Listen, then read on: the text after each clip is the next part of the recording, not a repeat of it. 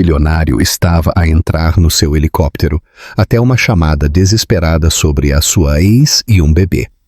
Antes de começarmos, escreva nos comentários de que cidade está a acompanhar esta história e, quando terminar, deixe a sua classificação de 0 a 10. E não se esqueça de seguir o nosso canal para mais histórias como esta. Agora, desfrute de cada detalhe. Os degraus metálicos do helicóptero executivo brilhavam sob o sol da manhã, enquanto Gideon Hale ajeitava o seu casaco de fato carvão. Aos 33 anos, portava-se com a precisão de um homem que nunca conhecera o fracasso. Alto, de ombros largos, com cabelo escuro perfeitamente penteado e olhos cinzento aço que nada deixavam escapar.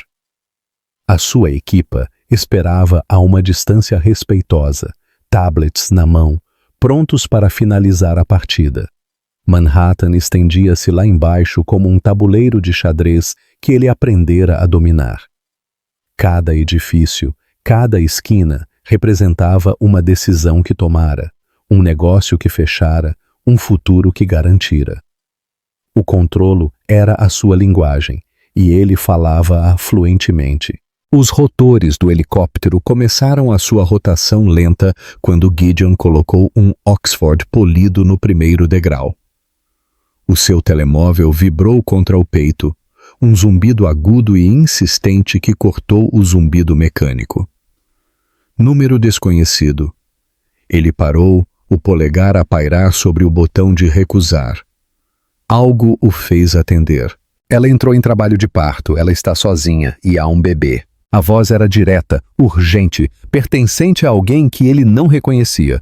Mas o nome que se seguiu atingiu-o como ar frio através de uma janela aberta. Marianne Cross. A sua mão apertou o telemóvel enquanto quem ligava continuava. Ela está no Mount Sinai, quarto 314. Ela não queria ligar-lhe, mas a linha ficou muda. Gideon ficou imóvel nos degraus do helicóptero, o vento dos rotores a chicotear a sua gravata.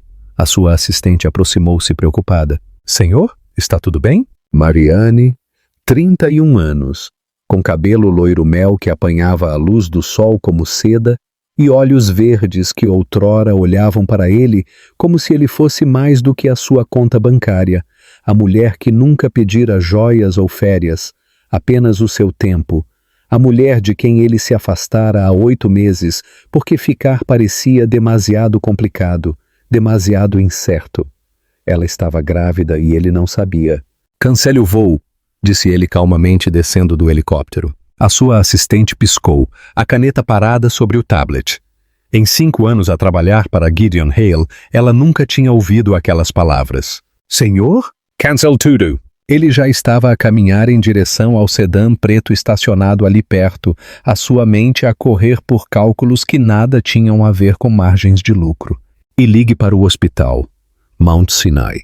Preciso de saber sobre uma paciente no quarto 314. Os rotores do helicóptero abrandaram até parar atrás dele, enquanto Gideon deslizava para o banco de trás do sedã.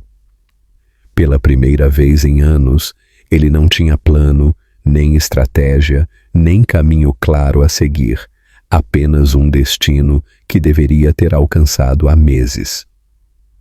O que acontece quando o homem que controla tudo percebe que perdeu o que mais importava? O elevador no Mount Sinai subiu lentamente, cada andar marcado por um toque suave que parecia ecoar no peito de Gideon. Ele tinha atravessado salas de reuniões onde milhões eram decididos com um aperto de mão, mas as suas mãos nunca se tinham sentido tão instáveis. O corredor no 3º andar estendia-se à frente como um caminho que ele não tinha a certeza de ter o direito de tomar. O quarto 314 estava parcialmente aberto e, através da brecha, ele conseguia vê-la. Marianne estava sentada apoiada em almofadas brancas, o seu cabelo loiro-mel puxado para trás num coque despenteado, fios soltos a emoldurar o seu rosto.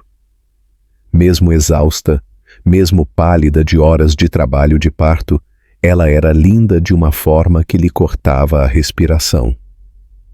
Os seus olhos verdes estavam focados no pequeno embrulho nos seus braços. Um bebê tão pequeno que Gideon sentiu algo mudar dentro do seu peito, algo para o qual ele não tinha nome.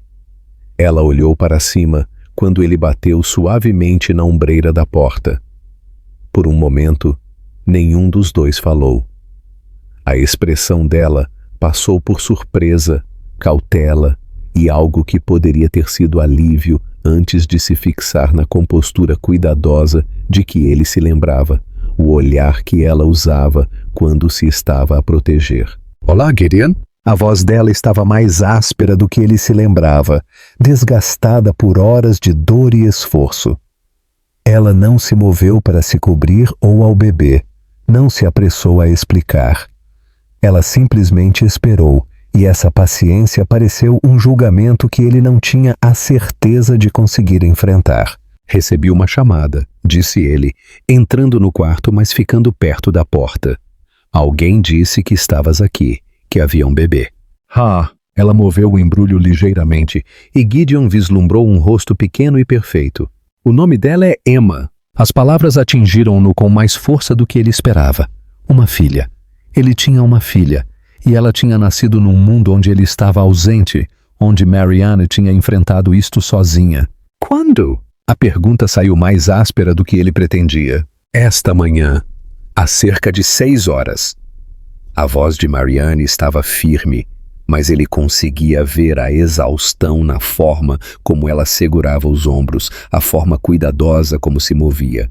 Ela adiantou-se 3 semanas. Gideon aproximou-se, os seus sapatos caros silenciosos no chão do hospital.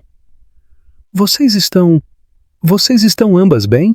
Estamos bem. A resposta veio demasiado depressa, da forma que sempre vinha quando Marianne estava tudo menos bem.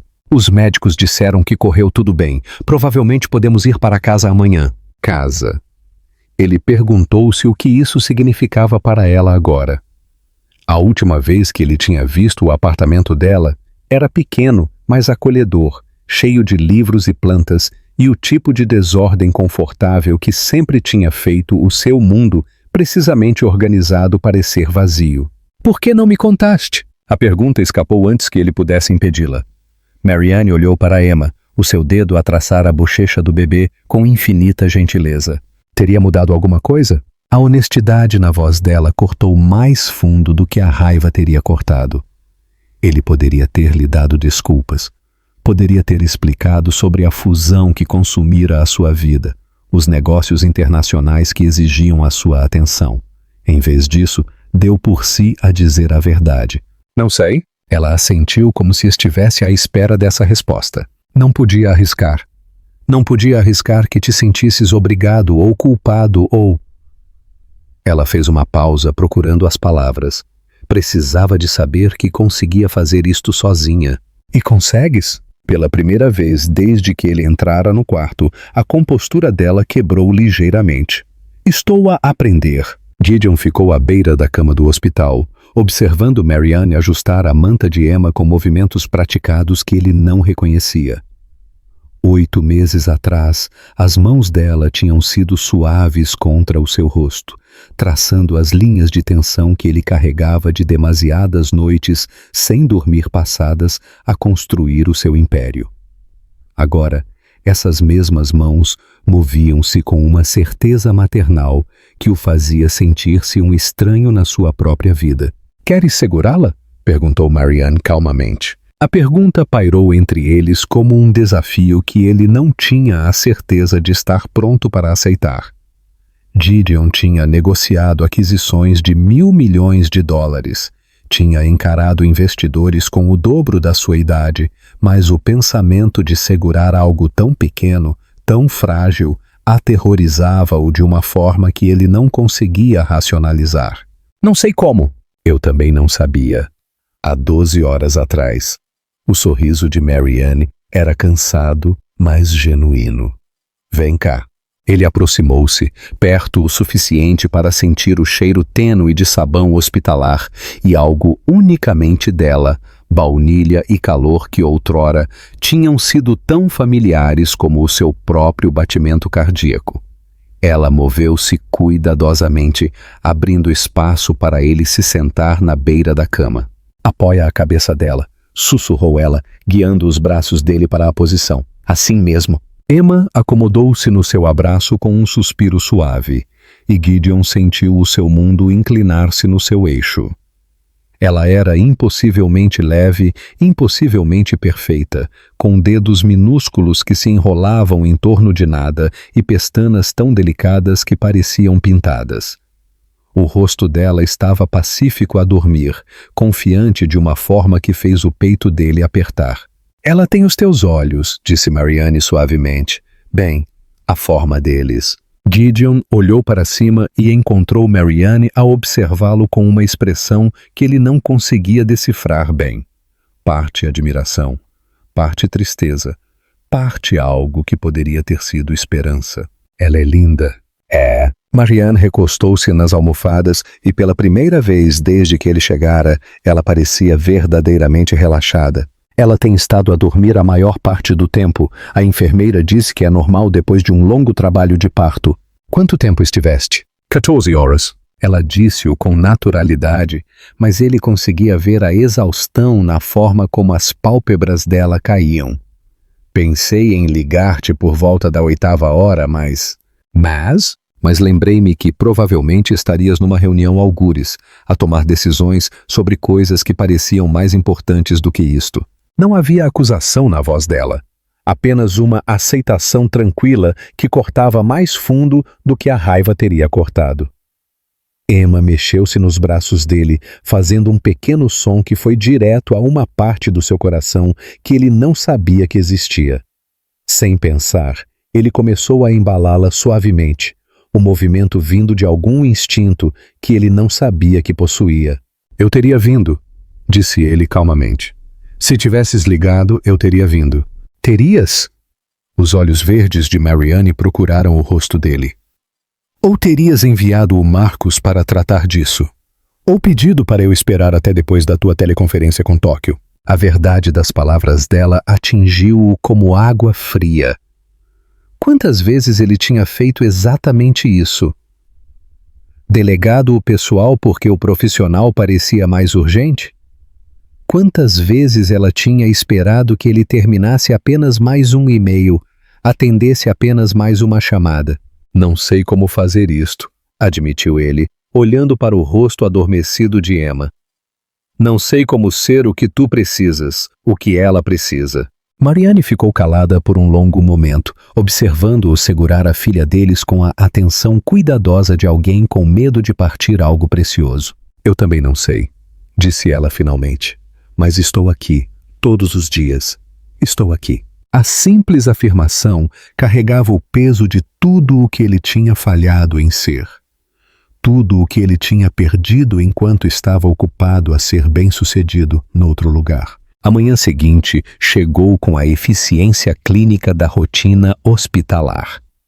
As enfermeiras verificaram os sinais vitais, os médicos assinaram os papéis de alta, e Marianne passou pelo processo com uma competência que lembrou a Gideon quanto da vida dela tinha continuado sem ele.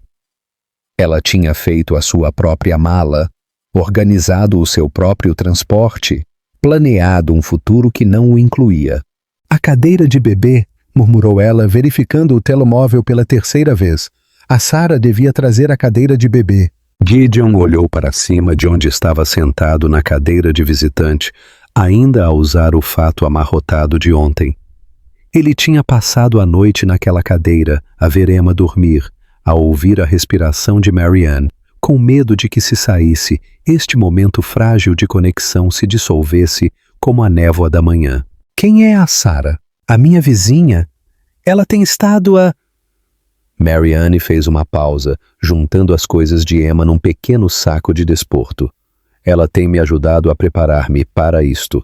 As palavras carregavam um tom que ele reconhecia, a forma cuidadosa como ela sempre falara quando estava a gerir as coisas sozinha, quando não queria parecer que precisava de algo dele. Ele já tinha achado essa independência atraente. Agora parecia uma parede que ele a tinha ajudado a construir. Posso tratar disso, disse ele, tirando o telemóvel. A minha assistente pode ter uma aqui em 20 minutos. Não preciso que tu... Eu sei que não precisas. As palavras saíram mais ríspidas do que ele pretendia. Ele suavizou a voz. Mas deixa-me, por favor.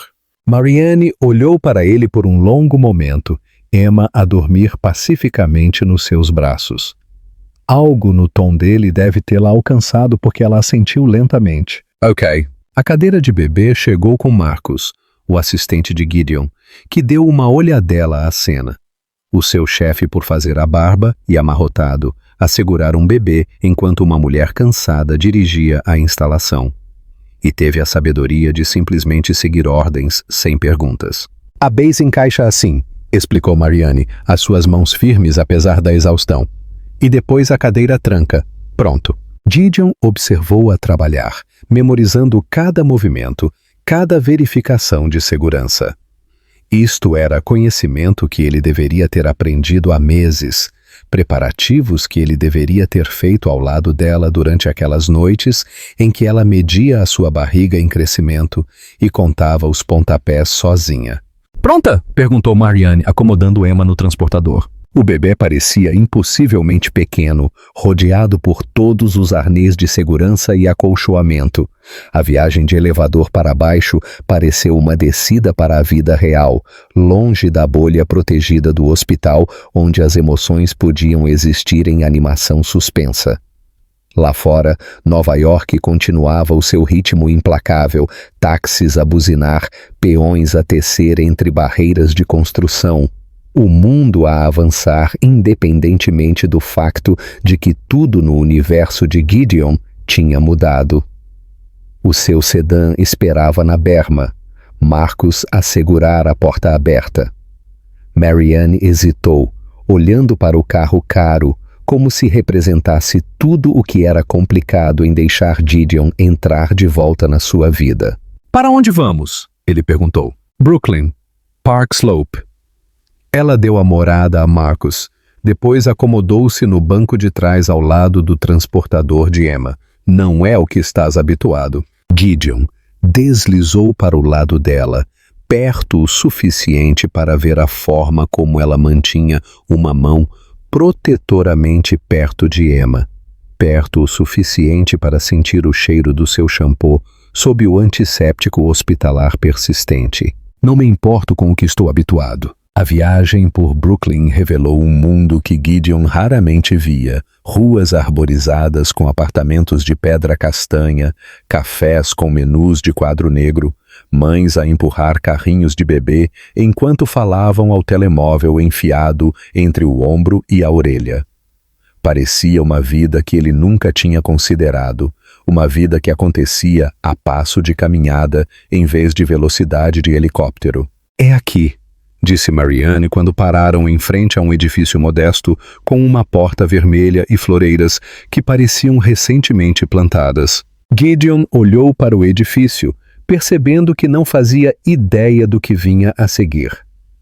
Ele tinha dominado a arte do negócio, mas isto não era uma negociação. Isto era a vida, confusa e imprevisível, exigindo presença em vez de estratégia. O apartamento de Marianne não era nada como a perfeição estéril da penthouse de Gideon. Livros estavam empilhados em todas as superfícies disponíveis, uma caneca de chá meio acabada estava fria na mesa de centro, e um cesto de roupa por dobrar esperava pacientemente junto ao sofá.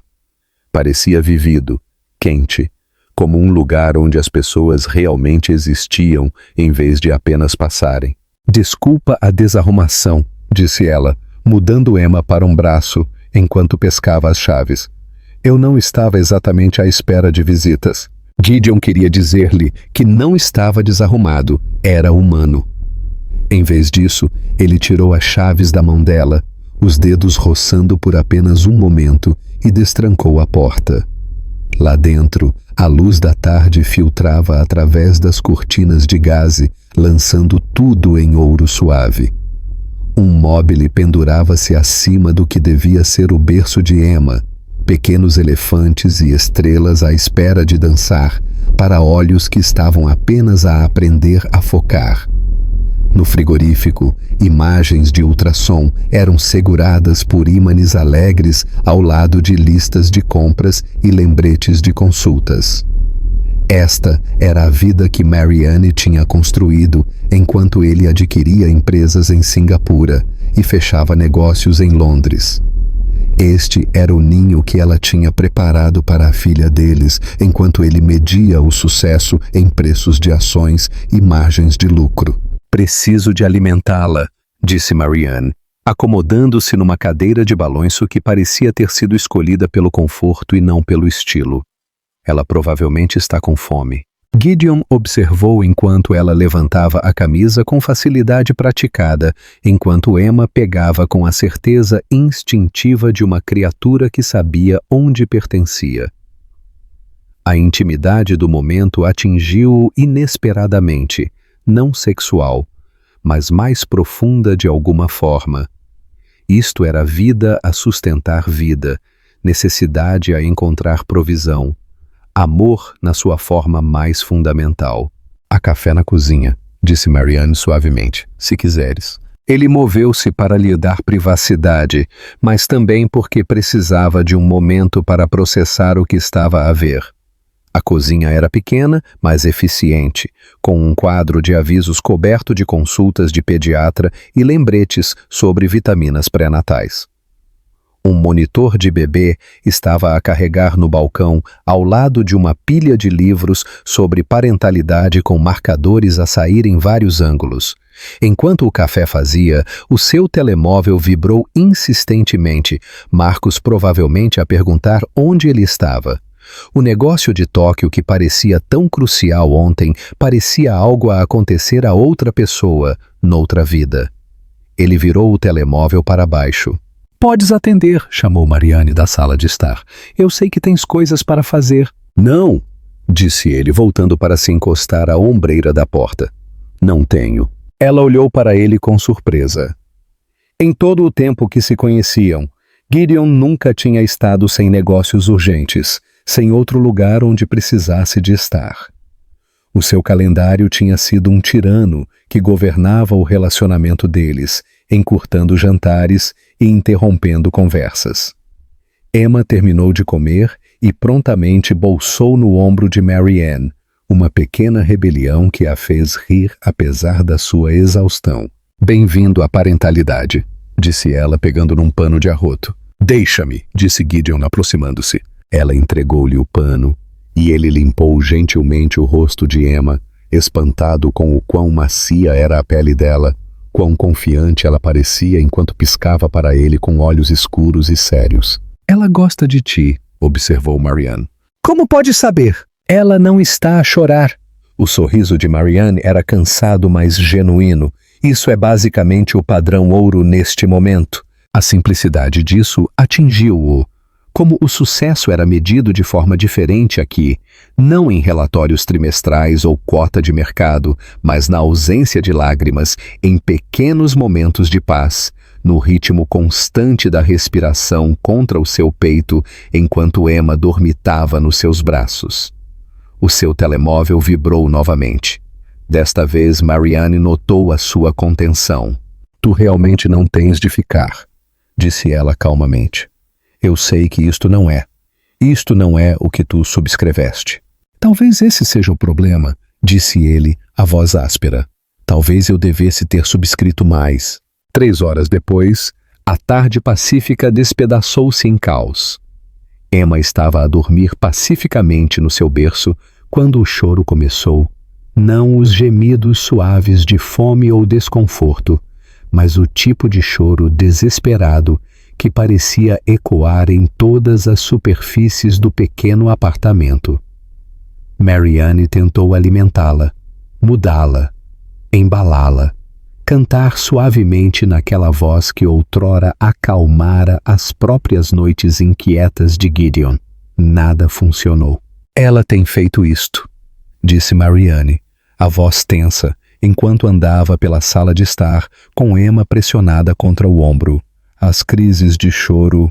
O pediatra disse que é normal, mas normal não tornou mais fácil. Gideon conseguia ver a exaustão na forma como os ombros de Marianne caíam, nas olheiras sob os seus olhos que falavam de demasiadas noites como esta. As mãos dela tremiam ligeiramente enquanto tentava outra posição, outro balanço suave. "Deixa-me pegar nela", disse ele dando um passo em frente. "Tu não tens de..." Marianne, a voz dele era calma, mas firme. "Deixa-me." Ela hesitou. Depois, transferiu cuidadosamente Emma para os braços dele. O choro do bebê pareceu intensificar-se, o seu rosto minúsculo, vermelho e franzido com uma angústia que o cortava diretamente. Por um momento, o pânico vibrou no seu peito. E se ele piorasse as coisas? E se isto fosse a prova de que ele não fora feito para isto? "Caminha com ela", disse Marianne, afundando-se na cadeira de balanço. "Às vezes o movimento ajuda." Gideon começou a andar, segurando Emma contra o peito, sentindo o batimento cardíaco rápido dela através do algodão fino do seu baby grow. "Ei, ei!" sussurrou ele, a voz incerta. "Ei, pequenina, está tudo bem?" O choro de Emma não diminuiu, mas algo na tensão dela pareceu mudar. Ele deu por si a cantarolar, nada que reconhecesse, apenas uma melodia baixa e retumbante que parecia vir de algum lugar profundo no seu peito. A mãe dele tinha cantarolado para ele uma vez. Lembrou-se de repente, tarde da noite, quando trovoadas o tinham mantido acordado, antes do colégio interno, antes de ele ter aprendido que o conforto era algo em que não se podia depender. "Ela está a acalmar", observou Marianne, a admiração a infiltrar-se na sua voz cansada. Era verdade. O choro de Emma tinha suavizado para fungadelas, o seu pequeno corpo a relaxar contra o dele, enquanto ele continuava a canção de embalar improvisada. Ele pôde sentir o momento em que ela se rendeu ao sono, a forma como a sua respiração se aprofundou, a forma como o seu pequeno punho se desenrolou contra a camisa dele. "Como é que tu..." começou Marianne. "Não sei." A voz de Gideon estava pouco acima de um sussurro, com medo de quebrar qualquer feitiço que se tivesse estabelecido sobre eles. "Eu apenas lembrei-me de alguém fazer isso por mim uma vez." Marianne estudou o rosto dele na luz fraca que filtrava através das cortinas. "A tua mãe?" "Talvez. Foi há muito tempo." Ele mudou de posição cuidadosamente, apoiando a cabeça de Emma enquanto ela dormia. "Antes de eu aprender que chorar não resolve nada." "Não resolve as coisas", disse Marianne suavemente, "mas ajuda-te a sobreviver a elas." Sentaram-se na escuridão crescente. Emma pacífica entre eles, o peso de coisas não ditas a assentar como pó. Lá fora, Brooklyn continuava o seu ritmo noturno. Cães a ladrar, carros a passar, o som distante de crianças a brincar na rua. Vida normal. O tipo que Gideon sempre tinha estado demasiado ocupado para notar. "Eu costumava imaginar isto", disse Marianne de repente. "Quando estava grávida, tu, eu, o bebê, noites tranquilas em casa." Ela fez uma pausa. "Mas depois tu recebias uma chamada, ou um e-mail, e estarias noutro lugar na tua cabeça, mesmo quando estavas sentado ao meu lado." Gideon sentiu a verdade das palavras dela como um peso físico. Quantas noites ele tinha passado fisicamente presente, mas mentalmente a calcular margens de lucro, a rever documentos de fusão, a planear o seu próximo movimento estratégico? "Estou aqui agora", disse ele. "Estás?" Ela olhou para ele diretamente, os seus olhos verdes a procurar o rosto dele. "Porque é isto que é, Gideon. Crises de choro às 3 da manhã, bolsar na tua camisa, planos cancelados e noites sem dormir, e conversas que são interrompidas por alguém que não sabe falar, mas precisa de tudo." Emma mexeu-se nos braços dele, fazendo um pequeno som que foi direto ao coração dele. "Eu quero estar aqui." Querer e estar são coisas diferentes. A voz de Marianne era gentil, mais firme. "Eu não posso mais fazer isto pela metade." Ela não pode fazer isto pela metade. A verdade pairou entre eles como um desafio, como uma porta que estava a abrir-se ou a fechar-se para sempre. O telemóvel de Gideon vibrou novamente, o som a cortar o silêncio como uma acusação. Desta vez, não parou. 3 chamadas em rápida sucessão, cada vibração parecendo mais alta que a última no apartamento pacífico. Emma mexeu-se nos braços dele, o rosto a franzir em preparação para outra crise de choro. "Atende", disse Marianne calmamente, observando-o lutar entre o telemóvel e manter Emma calma. "É obviamente importante." Ele olhou para o ecrã. Marcos. Tóquio.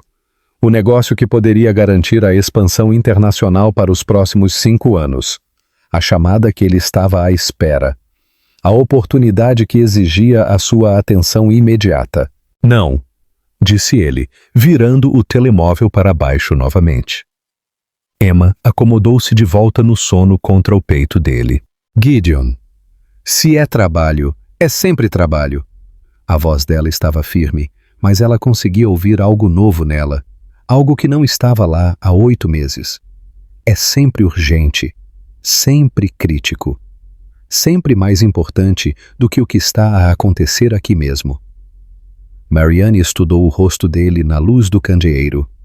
"Vais arrepender-te, perder o que quer que fosse essa chamada." "Talvez."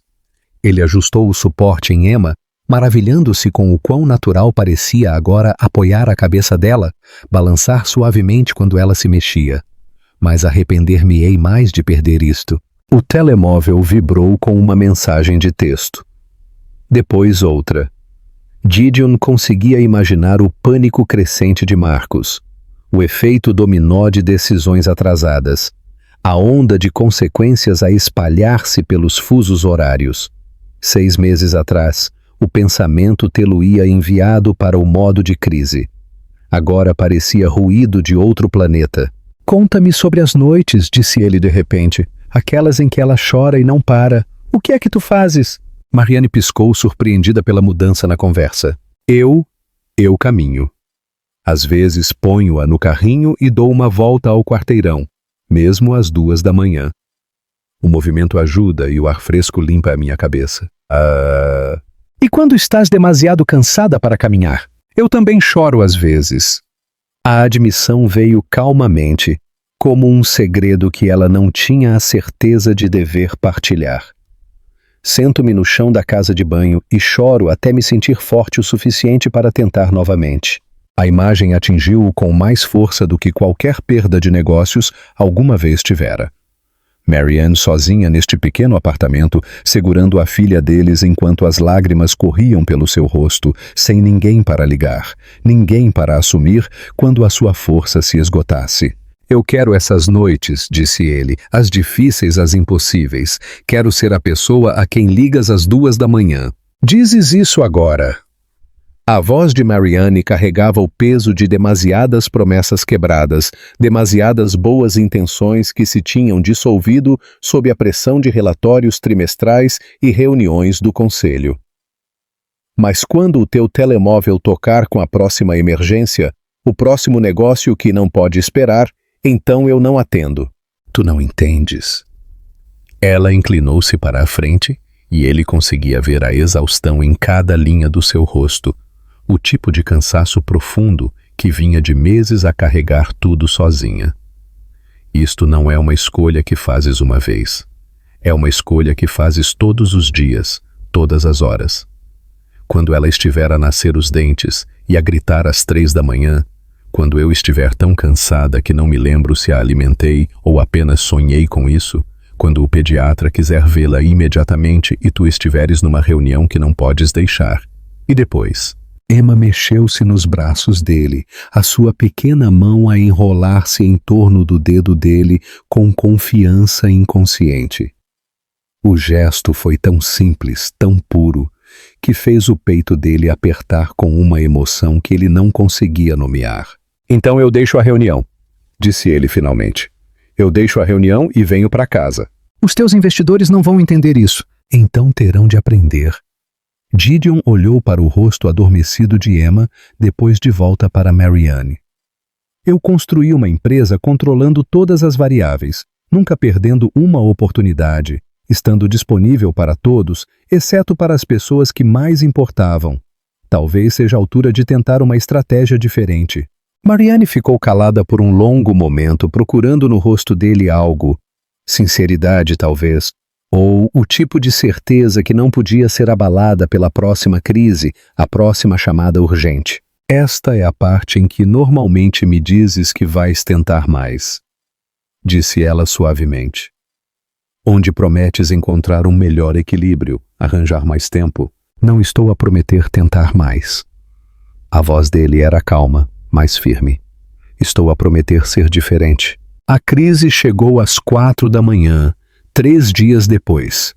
Gideon acordou com o telemóvel a tocar na mesa de cabeceira do quarto de hotel que tinha reservado a 2 quarteirões de distância, perto o suficiente para ajudar, longe o suficiente para dar espaço a Marianne para decidir se o queria lá. O identificador de chamadas mostrava o número de Marianne, e o coração dele parou por um momento antes de atender. Ela não para de chorar. A voz de Marianne estava tensa de exaustão e algo que poderia ter sido pânico. Ela está a arder em febre e eu não consigo baixar a temperatura e acho que algo está errado. Gideon estava a vestir roupa antes de ela terminar de falar. Estou a ir. Já ligaste ao pediatra? O serviço de atendimento disse para ir às urgências se a febre não baixasse. A voz dela falhou ligeiramente. Gideon, estou com medo. Estarei aí em 5 minutos. Ele correu os 2 quarteirões, os seus sapatos sociais a escorregar no orvalho da manhã, a sua respiração visível no ar frio. O porteiro de quem se tornara amigo nos últimos dias deixou-o entrar sem perguntas, e ele subiu as escadas 3 de cada vez. Marianne abriu a porta antes de ele bater, Emma a chorar fracamente nos seus braços, o seu pequeno corpo corado e apático. O apartamento parecia demasiado quente, demasiado pequeno, cheio do tipo de energia desesperada que vem com a impotência. Há quanto tempo ela está assim? Perguntou Gideon, pegando em Emma cuidadosamente, sentindo o calor a irradiar do seu pequeno corpo. Desde a meia-noite. A temperatura dela chegou aos 39 graus a 1 hora. As mãos de Marianne tremiam enquanto ela juntava mantimentos, termômetro, Tylenol infantil, o saco de fraldas que ela tinha feito e refeito 2 vezes. Devia ter ligado mais cedo, mas pensei que conseguia lidar com isto. Não tens de lidar com tudo sozinha mais, disse ele calmamente de forma prática, enquanto apoiava Emma contra o ombro. Onde é a urgência mais próxima? Urgência? Methodist, mas... Vai buscar o teu casaco. A viagem para o hospital passou num borrão de luzes vermelhas e as garantias tranquilas de Marianne a Emma, cujo choro tinha enfraquecido para gemidos que eram de alguma forma mais assustadores do que os seus lamentos anteriores. Gideon deu por si a fazer acordos com um Deus em quem não tinha a certeza de acreditar. Qualquer coisa para pôr Emma boa, qualquer coisa para tirar o medo dos olhos de Marianne. No serviço de urgência, o nome de Gideon e as informações do seguro moveram-nos pela triagem mais rápido do que deveria, mas ele não sentiu satisfação no privilégio. O dinheiro não significava nada quando a sua filha estava doente, quando a mulher que amava estava a segurar-se com esforço visível. Primeira febre do bebê, disse o médico da urgência depois de examinar Emma, a sua voz gentil mas profissional. Provavelmente viral. Comum nesta idade, mas sei que não parece comum quando é o seu filho. O alívio que lavou Marianne foi tão profundo que ela teve de se sentar, as pernas subitamente incapazes de a suportar. Gideon agarrou o cotovelo dela, firmando-a, sentindo o tremor no corpo dela, enquanto a adrenalina começava a desvanecer.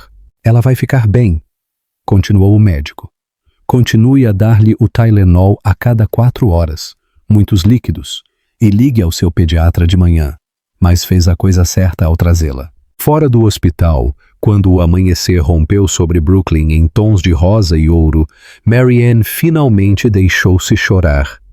Não as lágrimas desesperadas de crise, mas os soluços lentos e aliviados de uma mãe que tinha estado a manter o terror à distância durante horas. Eu pensei, começou ela. Depois parou, abanando a cabeça. Eu sei.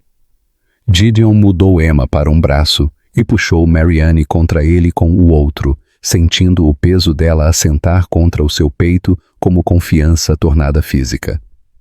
Eu pensei as mesmas coisas. Ficaram ali no parque de estacionamento, Emma a dormir pacificamente entre eles, a febre já a começar a baixar. Acima deles, a cidade estava a acordar. Os primeiros passageiros, mudanças de turno, o início de mais um dia comum, que parecia tudo menos comum para os três. Tu vieste? Disse Marianne calmamente. Quando eu liguei, tu simplesmente vieste. Eu disse-te que viria.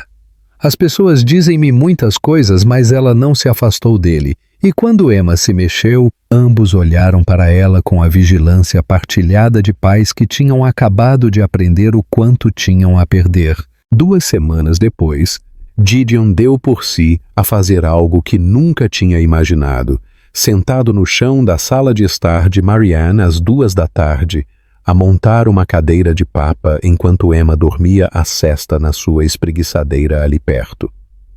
As suas mangas estavam arregaçadas, a gravata descartada há horas, e havia impressões digitais pegajosas misteriosas na sua camisa branca outrora imaculada.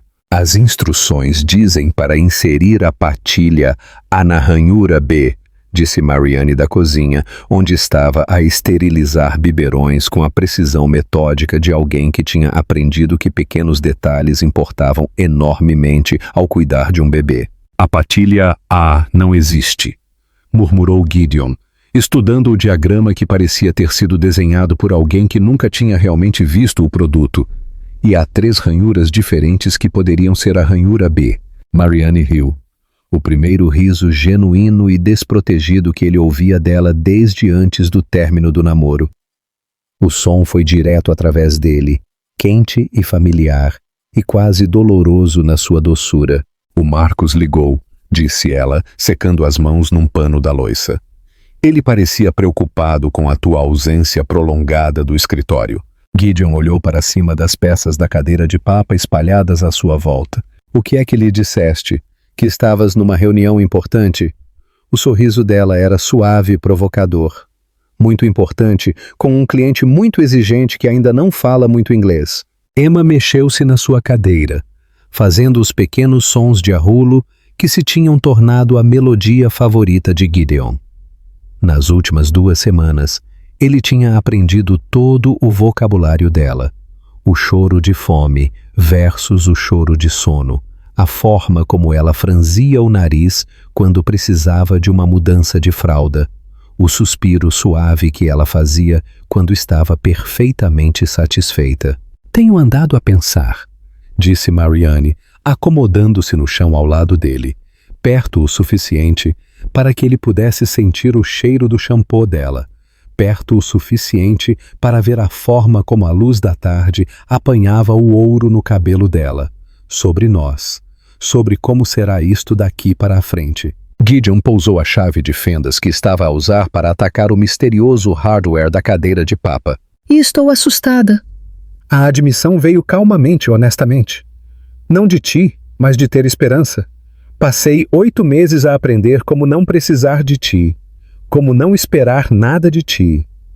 Foi difícil, mas foi seguro. E agora a Emma sorri quando te vê. Agora sabes que ela gosta de ser embalada em 8s quando está rabugenta, e que adormece mais rápido quando cantarolas aquela música que provavelmente nem percebes que estás a cantarolar. Marianne pegou numa das peças da cadeira de papa, virando-a nas mãos. Agora dou por mim a pensar em coisas como jantares de família e histórias de embalar e manhãs de Natal. E isso aterroriza-me porque eu quero essas coisas contigo. E não sei se consigo sobreviver a perdê-las novamente. Gideon alcançou a mão dela, parando a sua agitação nervosa com a peça de plástico. Não vais perdê-las. Não podes prometer isso. Mas ela não puxou a mão. A tua empresa está a desmoronar-se sem ti. O Marcos liga 3 vezes por dia. Os teus investidores estão provavelmente a ter reuniões de emergência sobre o teu desaparecimento repentino de todas as coisas relacionadas com negócios. Deixa-os ter reuniões. Ele entrelaçou os dedos nos dela, maravilhando-se com o quão perfeitamente a mão dela se encaixava na sua. Quão certo parecia sentar-se no chão da sala de estar dela, rodeado de equipamento de bebê e móveis semi-montados. Passei 33 anos a construir uma empresa. Talvez seja a altura de passar algum tempo a construir uma vida.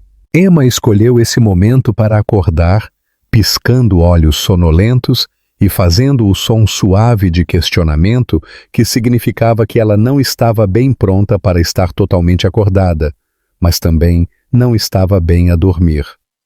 Gideon estendeu a mão e levantou-a gentilmente da espreguiçadeira, acomodando-a contra o peito, onde ela imediatamente relaxou nele. Ela confia em ti, observou Marianne, e havia admiração na voz dela, como se ainda estivesse surpreendida pela profundidade do laço que se formara entre pai e filha. Ela não sabe melhor, disse Gideon, mas a voz dele era suave com afeto enquanto a pequena mão de Emma se enrolava em torno do dedo dele. Talvez seja exatamente por isso que funciona. Marianne encostou-se ao ombro dele, e os três sentaram-se ali no silêncio da tarde, rodeados pelos detritos da vida doméstica, roupa por dobrar, peças de cadeira de papa espalhadas, chávenas de café vazias, a evidência acumulada de uma vida a ser vivida em vez de gerida. Preciso de saber uma coisa, disse Marianne finalmente. Quando a novidade passar, quando isto deixar de ser uma missão de resgate ou um grande gesto, ou o que quer que isto seja para ti, ainda estarás aqui? Quando for apenas vida comum, dias comuns, amor comum. Gideon olhou para Emma, depois para Marianne, para a mulher que tinha sido corajosa o suficiente para construir uma vida sem ele e estava agora a ser corajosa o suficiente para considerar construir uma com ele. Comum parece perfeito, disse ele, e quis dizer isso completamente. A crise chegou numa terça-feira de manhã com toda a subtileza de um terremoto. Gideon estava a dar o biberão a Emma, maravilhando-se com a forma como ela olhava para ele com confiança absoluta, quando Marcus irrompeu pela porta da frente de Marianne sem bater, uma violação tão sem precedentes que tanto Gideon como Marianne congelaram em choque. Senhor, graças a Deus, o negócio de Singapura colapsou. O conselho convocou uma reunião de emergência. Estão a falar de um voto de desconfiança.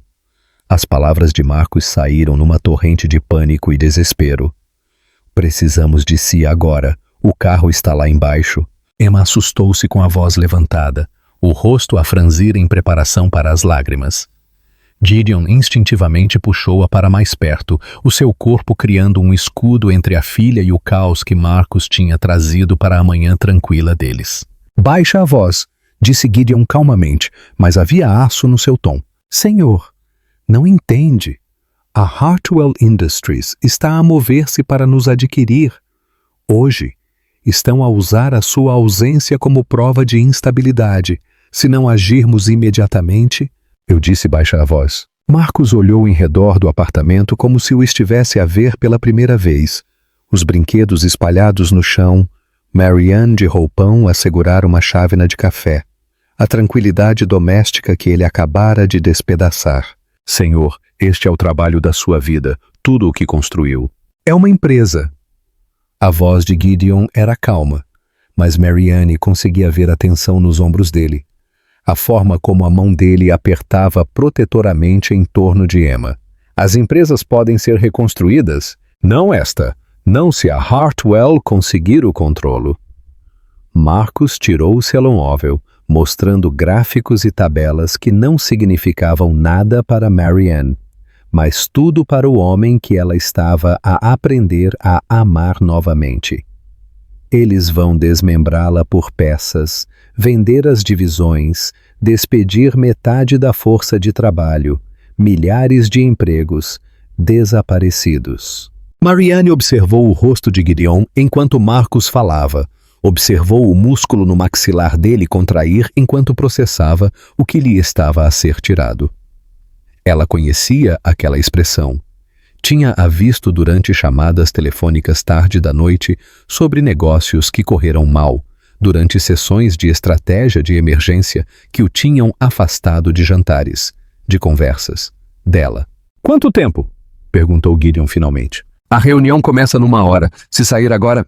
"Não vou sair." As palavras caíram no silêncio como pedras em águas profundas. Marcus piscou, certo de que tinha ouvido mal.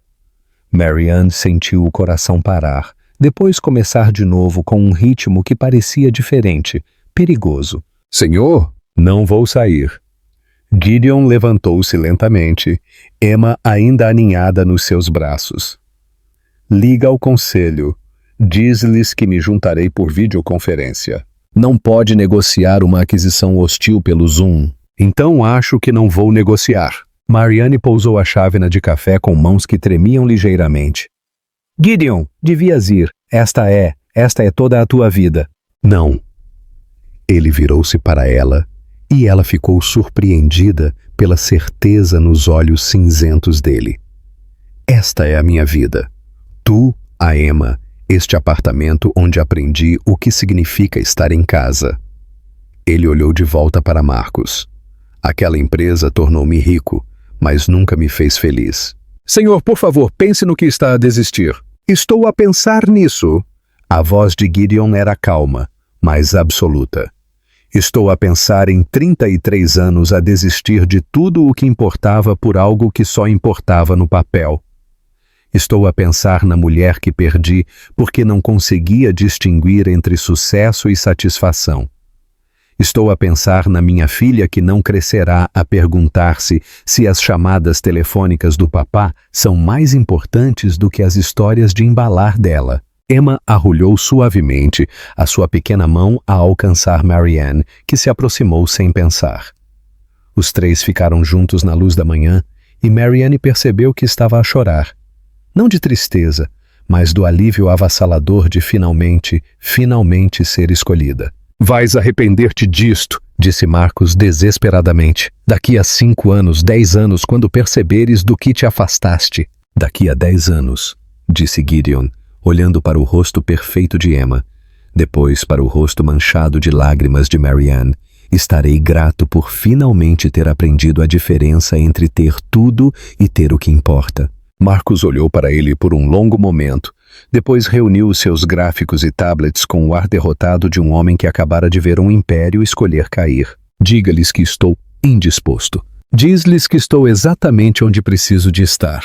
Depois de Marcus sair, o apartamento caiu num silêncio tão completo que Marianne conseguia ouvir o seu próprio batimento cardíaco. Gideon sentou-se novamente, Emma ainda pacífica nos seus braços, e esperou. "Acabaste de perder tudo", sussurrou Marianne. "Não", disse ele alcançando a mão dela com a sua livre. "Acabei de encontrar." 2 anos depois, o parque infantil no Prospect Park zumbia com a energia caótica de uma tarde de sábado em Brooklyn. Crianças gritavam de alegria enquanto conquistavam os trepa-trepas e reivindicavam os baloiços mais altos, enquanto os pais se agrupavam em pequenos grupos, chávenas de café na mão, trocando histórias de noites sem dormir e primeiras palavras com a camaradagem fácil da exaustão partilhada. Gideon sentou-se num banco debaixo de um velho carvalho, observando Emma a cambalear em direção à caixa de areia com a concentração determinada de alguém que tinha recentemente dominado o andar e pretendia usar essa habilidade ao máximo. Aos 2 anos, ela tinha herdado os olhos cinzento aço dele e a curiosidade destemida de Marianne sobre o mundo. Uma combinação que mantinha ambos os pais constantemente alertas e perpetuamente encantados. "Papá, areia!" anunciou Emma, apontando imperiosamente para o seu destino. "Sim, querida, areia." Gideon sorriu, lembrando-se de quando todo o vocabulário dela consistia em choros que ele ainda estava a aprender a interpretar. Agora ela tinha opiniões sobre tudo, que livro ler à hora de dormir, se as meias dela combinavam corretamente e a forma correta de distribuir Cheerios à volta da cadeira de papa para o máximo efeito artístico. Marianne emergiu do carrinho de café ali perto, equilibrando 2 chávenas e um pequeno saco de bolachas peixinho que serviriam como moeda de negociação diplomática a meio da manhã de Emma. O seu cabelo loiro-mel estava puxado para trás, num rabo de cavalo despenteado, e ela usava o tipo de jeans confortáveis e camisola que falavam de alguém cujas prioridades tinham mudado fundamentalmente da aparência para a praticidade. "Alguma fusão emocionante a acontecer na caixa de areia hoje?" perguntou ela, sentando-se ao lado dele no banco. "Apenas algumas negociações acaloradas sobre a posse do balde", respondeu Gideon, aceitando o café com gratidão. "A Emma está a empregar uma estratégia que reconheço.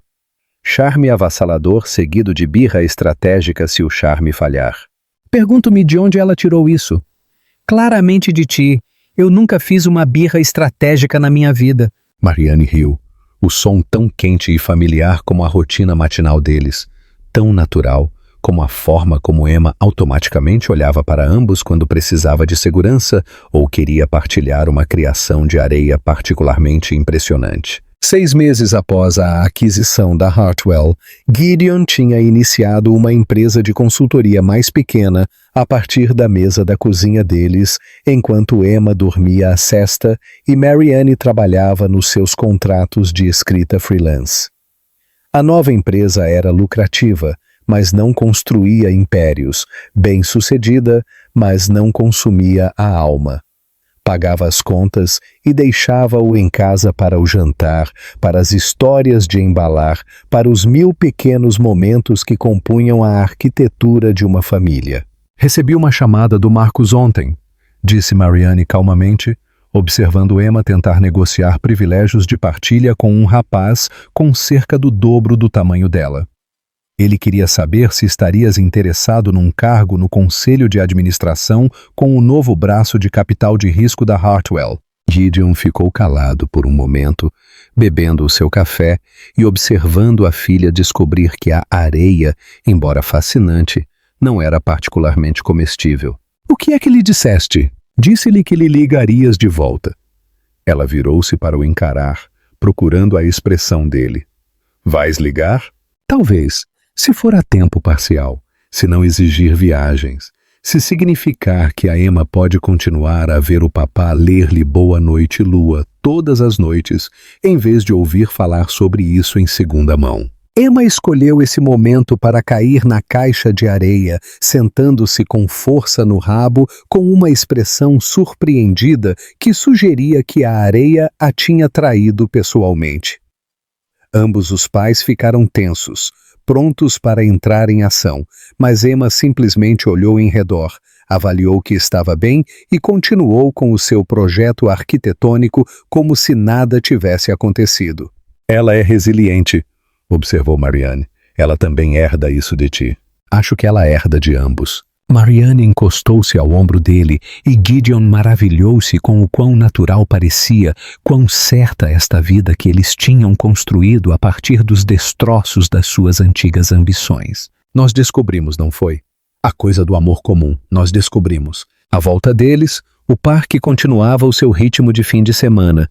Pais a empurrar carrinhos de bebê, mães a perseguir crianças pequenas, adolescentes a reivindicar bancos para conversas importantes sobre nada e tudo. Vida normal, o tipo que Gideon outrora tinha descartado como insuficiente, agora parecia o sucesso mais rico que ele alguma vez tinha alcançado. Emma abandonou o seu projeto de areia e correu em direção a eles, braços estendidos, o rosto brilhante com a alegria descomplicada de alguém que sabia sem dúvida que era amada, desejada e acarinhada. Gideon apanhou-a nos braços, girando-a uma vez antes de assentar entre ele e Marianne no banco. "Casa?" perguntou Emma, embora parecesse perfeitamente satisfeita onde estava. "Em breve", disse Marianne, alisando o cabelo escuro de Emma. Mas ainda não. Sentaram-se juntos no sol da tarde. 3 pessoas que tinham aprendido que os melhores destinos eram muitas vezes aqueles que nunca planeamos alcançar, observando o mundo continuar à volta deles com a satisfação tranquila de pessoas que finalmente tinham aprendido a diferença entre ter tudo e ter o suficiente. Quando escolhe o amor em vez do império, o que é que realmente ganha? Obrigado por assistir. O seu feedback é muito importante para o nosso trabalho. Por isso, deixe um comentário a dizer o que achou e de onde está a assistir. Não se esqueça de subscrever o canal e ativar as notificações para não perder nenhuma história. A sua participação é muito importante para a continuação do nosso trabalho, por isso partilhe esta história com quem também adoraria vê-la.